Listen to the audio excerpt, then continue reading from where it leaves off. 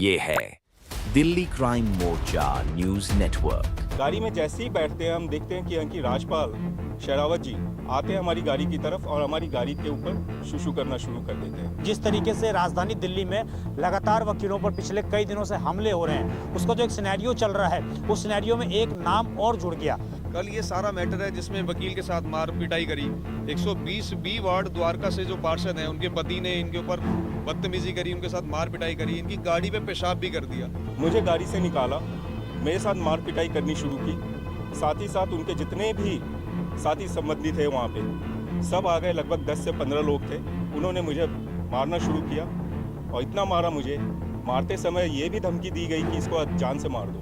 Police तक इनकी complaint गई है और मेडिकल के लिए इनको ले जाया गया, तो इनको हर समय परेशान किया गया और कल से इनकी पीसीआर कॉल अभी तक पेंडिंग है। और सबसे बड़ी बात आप ये देखिए, जब इन्होंने अपनी स्टोरी पूरी नरेट की है तो थाने के यहाँ पर ये इनकी कंप्लेंट को लिख तो ले लिया गया, लेकिन इसके अंदर देखिए, आप पूरी कंप्लेंट के अंदर देखिए, कहीं पे टीडी एंट्री नहीं है, यानी इसको ऑफिशियल डॉक्यूमेंट नहीं बनाया गया। राजपाल शेरावत जी साथ में इनकी वाइफ आती हैं और मेरी फैमिली को और मुझे धमकी देती है कि तुम लोगों को जान से मरवा देंगे। अभी शाम को एसएचओ हमसे मिलने आए तो मिलकर आए, ये नहीं बोल रहे कि हमने कंप्लेंट आपकी दर्ज कर ली और क्या कार्रवाई हो गई है। वो ये कह रहे कि जी सामने वाली पार्टी से चलिए, मैं आपकी सुलह करा देता हूँ, मैं मिलवा देता हूँ। तो इस पे हमारे वकील नाराज हो गए और हम लोगों ने ये बात कही इनको कि सर, आपका काम सुलह कराने का नहीं है, आपका काम है पीड़ित वकील की कंप्लेंट लेना। सिर्फ ट्रक बैक ले रहा था और कम्युनिटी सेंटर के गेट तक गया और गेट तक जाने के बाद वापस आना था उसको। लेकिन राजपाल जी जो थे वो मेरे छोटे भाई के साथ हीटेड आर्गुमेंट कर रहे थे। अगर पुलिस अपना काम मुस्तैदी से करेगी, अगर पुलिस हमारी कंप्लेंट पे एक्शन लेगी, तो ये चीज़ें जरूर सुलटेंगी कहीं ना कहीं। और वकीलों की छवि जो इस तरीके से धूमिल कर रहे हैं ये लोग, ये सारी चीज़ें भी सुलटेंगी। कि हमें अपने वकील भाई के लिए न्याय चाहिए और इनके मैटर में जल्द से जल्द एफआईआर दर्ज हो जाए। जितना भी प्रेशर हो, याद रखिएगा, ये वकील कौम है, ये प्रेशर मांगते नहीं है, ना लेते हैं, ये प्रेशर जब देने का काम करते हैं। नमस्कार, जय हिंद। आप देख रहे हैं दिल्ली क्राइम मोर्चा। दर्शकों, मेरी मौजूदगी इस वक्त राजधानी दिल्ली के द्वारका सेक्टर 23 पुलिस स्टेशन के बाहर है और आपको बता दें, एक बार फिर से राजधानी दिल्ली में वकीलों पर हमले की खबर सामने आ रही है, वकीलों के साथ मारपीट की खबर सामने आ रही है। आपको बता दें, लोकतंत्र व्यवस्था में न्यायिक व्यवस्था सबसे महत्वपूर्ण मानी जाती है और न्यायिक व्यवस्था में वकील सबसे महत्वपूर्ण माने जाते हैं। उनके बिना न्यायिक व्यवस्था सही से काम नहीं कर पाती और लगातार राजधानी दिल्ली में वकीलों के ऊपर हमले हो रहे हैं। यहाँ से भी एक ऐसा ही मामला सामने आ रहा है, जहाँ पर द्वारका सेक्टर 23 के थाने के अंतर्गत आने वाले क्षेत्र में एक निगम पार्षद हैं, उनके पति के माध्यम से एक वकील के ऊपर पहले तो गाड़ी के ऊपर पेशाब किया जाता है, पार्किंग को लेकर पूरा विवाद होता है। उसके बाद ये विवाद इतना बढ़ जाता है कि उस आरोप लग रहे हैं कि पार्षद पति के माध्यम से और उनके गुंडों के माध्यम से उस वकील के ऊपर जानलेवा हमला किया जाता है। उनको गंभीर चोटें दी गई हैं। आप लगातार स्क्रीन पर वो फोटोज देख रहे होंगे और अभी अभी उन्होंने कुछ चीज़ें बताई हैं, सारी चीज़ जानकारी दी है और उसके बाद आप समझिए कि किस प्रकार कहीं ना कहीं एक पार्षद पति पर ये आरोप लग रहे हैं, जो पब्लिक सर्वेंट हैं उनके ऊपर ये आरोप लग रहे हैं कि उन्होंने अपने गुंडों के माध्यम से वकील के ऊपर हमला करवाया है। मेरे पीछे आप देखेंगे तो तमाम लोग अभी हैं और थाने के अंदर लगातार वो लोग बातचीत करने का प्रयास कर रहे हैं। सबसे शर्मनाक इस पूरी घटना में ये है कि इस घटना को कई घंटे बीत जाने के बावजूद अभी तक पुलिस कंप्लेन नहीं दर्ज कर रही है। अभी तक पुलिस ने वकील की एफआईआर तक नहीं लिखी है, तमाम कंप्लेन भी रजिस्टर नहीं की है। तो आप समझिए आखिरकार पुलिस की इसके पीछे की मंशा क्या है। दिल्ली पुलिस कानूनी कार्रवाई करने की बजाय बीच का रास्ता निकालने का प्रयास क्यों कर रही है। मेरा नाम विवेक कुमार सिंह है। विवेक जी, क्या हुआ था? कल मेरे घर में छोटी सी पूजा थी और एक छोटा सा फंक्शन था जो मैंने अपने यार दोस्तों के लिए और अपने गेस्ट के लिए ऑर्गेनाइज़ किया था। नया नया मैंने घर लिया और बहुत सारे सपने संजोए हुए थे कि मैं इस घर में अपनी फैमिली के साथ रहूँगा। परंतु कल ऐसा हुआ मेरे साथ कि अब मैं डर गया हूँ। कल छोटी सी बात, मैं वहाँ उपलब्ध नहीं था अपने घर पे और मेरा केटरिंग का सामान आया था और सामान उतारने के लिए ट्रक उतारने के बाद उसको घुमा के वापस जाना था। वो सिर्फ मोड़ ही रहा था जो मुझे पता लगा और मोड़ते हुए उसी वक्त ही राजपाल शेरावत जी आते हैं और मेरे भाई के साथ, जो कि कज़न है मेरा, उसके साथ हीटेड आर्ग्यूमेंट करते हैं। उसी दौरान मैं अपनी फैमिली को लेकर नए फ्लैट पे पहुंच चुका था।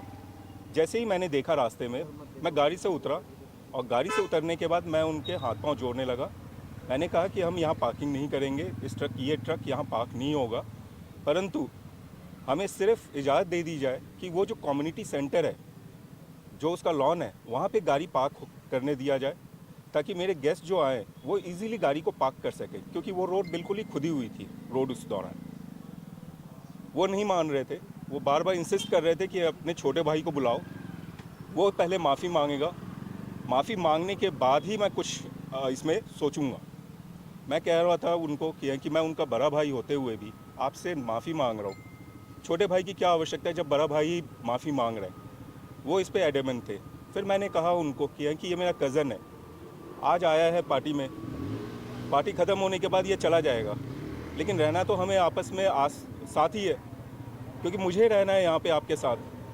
तो अगर हम एक दूसरे की इज़्ज़त नहीं बचाएंगे तो कैसे चलेगा। उस वक्त उन्होंने अलाउ कर दिया मुझे पार्किंग यूज़ करने के लिए।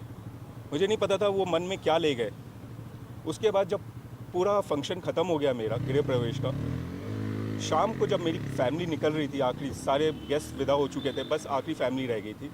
और आखिरी फैमिली रहने के बाद जो गाड़ी मेरी पार्क थी कम्युनिटी सेंटर में, मैं और मेरा वही सेम छोटा भाई हम जाते हैं, गाड़ी में जैसे ही बैठते हैं हम देखते हैं कि राजपाल शेरावत जी आते हैं हमारी गाड़ी की तरफ और हमारी गाड़ी के ऊपर शूशू करना शुरू कर देते हैं। मैं अपना शीशा डाउन करता हूँ और मैंने उनको बोला कि शेरावत साहब गाड़ी पे शूशू क्यों कर रहे हैं आप। शेरावत साहब ये सुनते ही आग बगुला हो गए और वहाँ जितने भी उनके यार दोस्त साथी संगी जो थे उनको आवाज़ मारी, मुझे गाड़ी से निकाला, मेरे साथ मार पिटाई करनी शुरू की।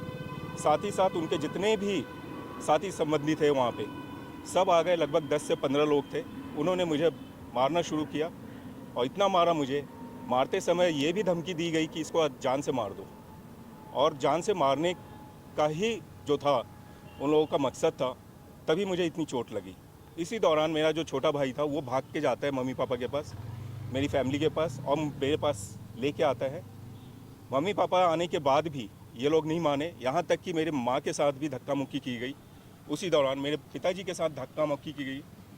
साथ ही साथ जो मैंने चेन पहन रखी थी वो चेन भी जो है स्नैच किया गया। स्नैच करने के बाद मेरे पिताजी ने अंगूठी पहन रखी थी, वो भी स्नैच करके जो है ले जाया गया। कुछ देर के बाद, आधे घंटे के बाद, जब मेरे पिताजी अपनी अंगूठी ढूंढ रहे थे और चेन ढूंढ रहे थे, तो एक आदमी आता है और वो जो है अंगूठी मेरे पिताजी की वापस कर देता है, परंतु चेन आज भी मुझे वापस नहीं की गई है। उसके बाद जो है मेरे बेटे ने मेरे फ़ोन से पीसीआर कॉल किया। पीसीआर आती है, पीसीआर जहाँ पे आती है, जहाँ उनका ऑफिस है वहाँ खड़ी होती है। जितने भी इनके दोस्त थे, उसके बाद राजपाल शेरावत जी साथ में इनकी वाइफ आती हैं और मेरी फैमिली को और मुझे धमकी देती है कि तुम लोगों को जान से मरवा देंगे। फिर हमने बोला कि ऐसा क्यों कह रहे हैं। फिर पुलिस को वो आदेश देते हैं कि आपको जो करना है वो कर लो। क्या उनकी वाइफ पार्षद है? उनकी वाइफ पार्षद है, भाजपा से पार्षद। भाजपा से। क्या झगड़े की शुरुआत जो है सो पार्किंग को लेकर ही हुआ था? पार्किंग को लेकर नहीं हुआ था। सिर्फ ट्रक जो है, ट्रक सिर्फ यू टर्न ले रहा था वापस जाने के लिए। उसी दौरान जो है राजपाल जी कहाँ से आए, क्योंकि उस वक्त मैं मौजूद नहीं था। सिर्फ ट्रक बैक ले रहा था और कम्युनिटी सेंटर के गेट तक गया और गेट तक जाने के बाद वापस आना था उसको। लेकिन राजपाल जी जो थे वो मेरे छोटे भाई के साथ हीटेड आर्गूमेंट कर रहे थे। पुलिस कार्रवाई कहाँ तक पहुंची? पुलिस अभी कोई कार्रवाई नहीं कर पाई है। पीसीआर कॉल जो थी मेरी अभी भी पेंडिंग 4 बजे तक थी। क्या आपका मेडिकल क्या करवाया गया है? इसमें अभी मेडिकल भी हुआ है, लेकिन वो पूरी तरीके से सारी चीज़ें नहीं हुई है। पिछले कुछ दिनों में देखा गया है कि कई थानों में इस तरह के मामले आए जी, इसमें वकील की पिटाई का मामला है जी। तो ये फिर से एक मामला, अभी आप लोग रात में यहाँ पर हैं, क्या पुलिस कार्रवाई कहाँ तक पहुंची? इसमें सबसे बड़ी बात ये है कि पुलिस तो सीधे कार्रवाई को नकार रही है। कल ये सारा मैटर है जिसमें वकील के साथ मार पिटाई करी। 120 बी वार्ड द्वारका से जो पार्षद हैं उनके पति ने इनके ऊपर बदतमीजी करी, उनके साथ मार पिटाई करी, इनकी गाड़ी पे पेशाब भी कर दिया। आप ये देख लीजिए कि ये सारी चीज़ें होने के बाद भी जब पुलिस तक इनकी कंप्लेंट गई है और मेडिकल के लिए इनको ले जाया गया तो इनको हर समय परेशान किया गया। और कल से इनकी पीसीआर कॉल अभी तक पेंडिंग है। और सबसे बड़ी बात आप ये देखिए, जब इन्होंने अपनी स्टोरी पूरी नरेट की है तो थाने के यहाँ पर ये इनकी कंप्लेंट को लिख तो ले लिया गया, लेकिन इसके अंदर देखिए, आप पूरी कंप्लेंट के अंदर देखिए, कहीं पे डीडी एंट्री नहीं है, यानी इसको ऑफिशियल डॉक्यूमेंट नहीं बनाया गया किसी भी तरीके से। जो वकील साहब की कंप्लेंट है वो एफआईआर में तब्दील ना हो जाए। आप ये देखिए कि किस तरीके से इन्होंने मार पिटाई करी है, बिल्कुल भी डर नहीं है। और सबसे बड़ी बात जो हमें अपने पर्सनल सोर्सेज से पता चली कि एसएचओ साहब को ये इंस्ट्रक्शन है ऊपर से कि इस मैटर के अंदर डीडी एंट्री ना हो। और दूसरी बात, हम लोग सुबह से एसएचओ साहब से मिलना चाह रहे हैं, लेकिन एसएचओ साहब मिलना नहीं चाह रहे थे। लेकिन अल्टीमेटली कहीं ना कहीं ये बात वकीलों तक पहुंची, दिल्ली के सभी वकीलों तक पहुंची और प्रेशर क्रिएट हुआ। और आप ये देखिए कि अभी शाम को एसएचओ हमसे मिलने आए, तो मिलकर आए, ये नहीं बोल रहे कि हमने कंप्लेंट आपकी दर्ज कर ली और क्या कार्रवाई हो गई है। वो ये कह रहे कि जी सामने वाली पार्टी से चलिए, मैं आपकी सुलह करा देता हूँ, मैं मिलवा देता हूँ। तो इस पर हमारे वकील नाराज़ हो गए और हम लोगों ने ये बात कही इनको कि सर आपका काम सुलह कराने का नहीं है, आपका काम है पीड़ित वकील की कंप्लेंट लेना। आप जो कानून के दायरे में कर सकते हैं वो करिए आप। और हम लोग अपने वकील भाई के लिए न्याय की मांग करते हैं। और अगर यहाँ पर सेक्टर 23 द्वारका अगर थाना इसकी कंप्लेंट को दर्ज नहीं करेगा तो हम जिला अदालत को अप्रोच करेंगे।